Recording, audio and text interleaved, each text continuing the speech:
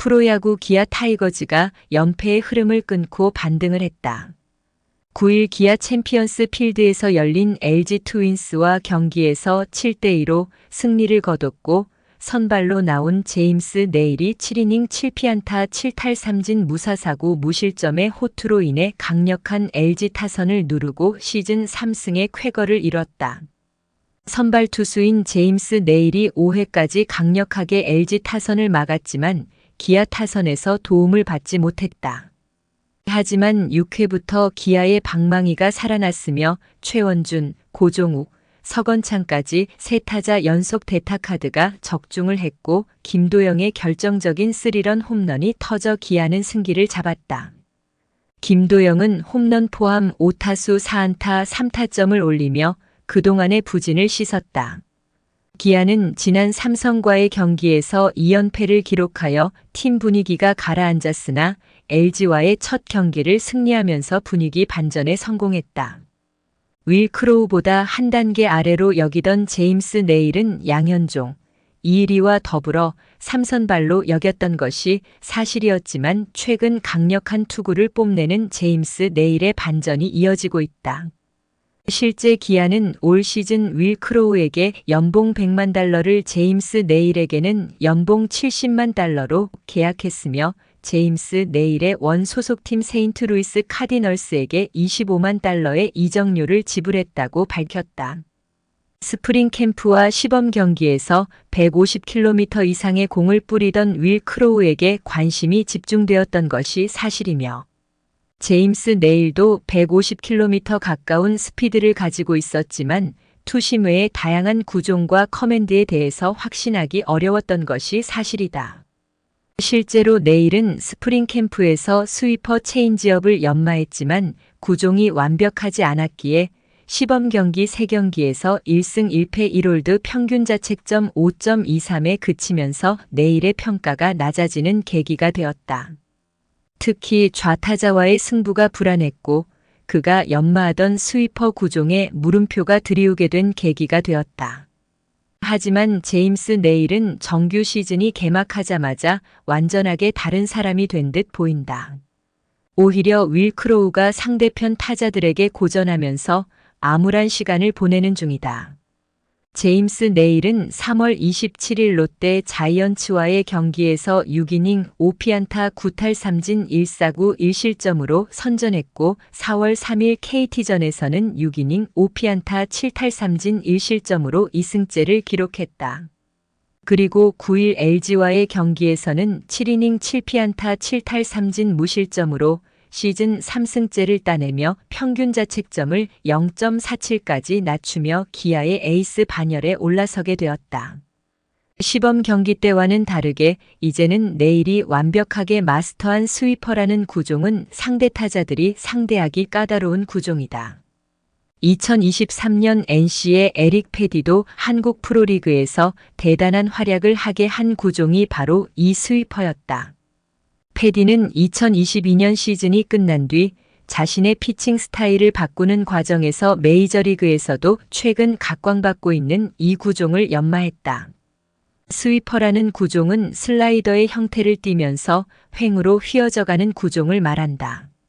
즉 직구처럼 들어오다가 변화하는데 그 휘어지는 정도에 따라 파워가 생기는 구질이다. 패디도 이 스위퍼라는 구종에 커브를 섞어서 약간 떨어지는 형태를 유지하는 투구를 했다. 원래 패디는 커브와 체인지업을 던지던 선수였지만 스위퍼를 레퍼토리에 추가해 큰 성공을 거뒀다. 게다가 KBO 리그는 그 스위퍼를 안정적인 출전 시간 속에서 마음껏 활용하고 실험할 수 있는 리그였다. 미국 메이저리그도 스위퍼라는 구종이 유행한 지 얼마 되지 않았는데 KBO 리그에서는 미지의 구종이나 다름없었다. 많은 선수들이 패디에게 스위퍼의 가르침을 구하기 위해 줄을 설 정도였다. 대단한 위력을 발휘했다. 하지만 현재 네일이 구사하는 스위퍼는 작년의 패디보다 더 날카로운 구종이라 평가를 받고 있다. 시범 경기에서는 스위퍼가 잘 먹히지 않으면서 실망스러운 경기를 펼쳐 보였지만 정규 시즌에서 강한 구질의 스위퍼를 활용하면서 시범 경기에서의 평가를 뒤집었다. 내일은 올해 스위퍼 구사 비율은 28% 남짓이다.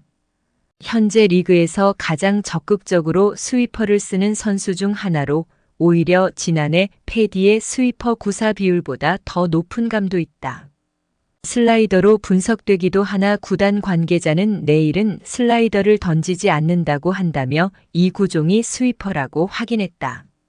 여기에 체인지업을 섞는다. 기본이 포심이 아닌 투심을 던지는 투수라 서로 간의 구종 시너지 효과가 나는 피치 디자인이다. 9일 LG 트윈스와의 경기에서도 스위퍼 구종을 32개나 던졌다. 경기를 중계한 나지완 해설위원도 내일의 스위퍼 구종에 대하여 스피드가 좋으니 타자들이 더더욱 적응하기 힘들다라는 평가를 했고, 이순철 해설위원은 내일이 구사하는 스위퍼가 엄밀히 볼 때 스위퍼보다는 슬러브라고 주장을 했고, 작년에 에릭 패디와는 전혀 다른 구종의 공이다라고 평가를 했다. 반면 이강철 KT 감독은 패디의 스위퍼보다 내일의 스위퍼가 더 나은 것 같다고 칭찬을 아끼지 않을 정도다.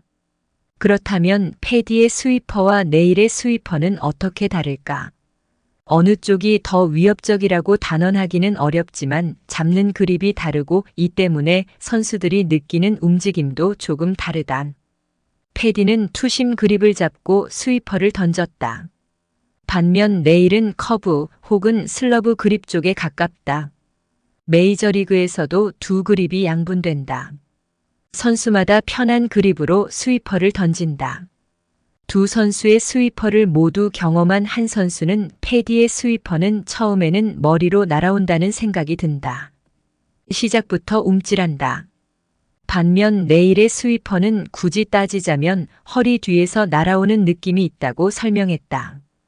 패디의 스위퍼가 낙폭이 더 큰 대신 내일의 스위퍼는 횡적인 움직임이 더 크다는 것이다. 패디의 스위퍼가 종종 커브로 내일의 스위퍼가 슬라이더로 구분되는 것도 이러한 움직임과 연관이 있다. 이 선수는 그런데 스트라이크 존 보더라인을 파고드는 제구 자체는 내일이 더 좋은 것 같다. 패디는 헛스윙 유도 쪽에 강점이 있었다. 도대체 어떻게 쳐야 할지 궤적을 종잡을 수가 없었다고 했다. 어쨌든 내일은 올해 스위퍼로는 거의 안타를 맞지 않는다. 피안 타율이 1할도 채 안 될 정도다. 반대로 헛스윙 비율은 매우 높다. 카운트도 잡을 수 있고 때로는 더 휘게 해 헛스윙도 유도할 수 있으니 특히 우타자로서는 대단히 까다롭다. ABS 시스템과 궁합도 잘 맞는 편이다. 우타자가 내일의 스위퍼가 바깥쪽으로 빠져나가는 것을 물끄러미 바라보다 삼진을 당하는 경우도 제법 있었다. 좌타자들은 자신의 발 쪽으로 파고 들어오는 공을 피하거나 헛스윙하는 경우가 많았다. 둘 다 굉장히 큰 위협이다. 내일의 스위퍼의 구속은 시속 133에서 138km로 변형 직구인 컷 패스트볼의 속도인 135에서 144km와 큰 차이를 보이지 않아 타자 입장에선 공략하기가 매우 어려웠다. 또한 포수들의 의견을 적극 수용하며 볼 배합을 다양하게 가져가며 다른 구종도 충분히 활용하고 있는 내일이지만 선발 투수 경험이 많지 않아 시즌 중반에는 체력 관리가 최대의 화두가 될 전망이며 그 변수만 극복하면 내일은 올해 KBO 리그 최고의 투수가 될 가능성도 있어 보인다. 구독과 좋아요는 영상 제작에 큰 힘이 됩니다.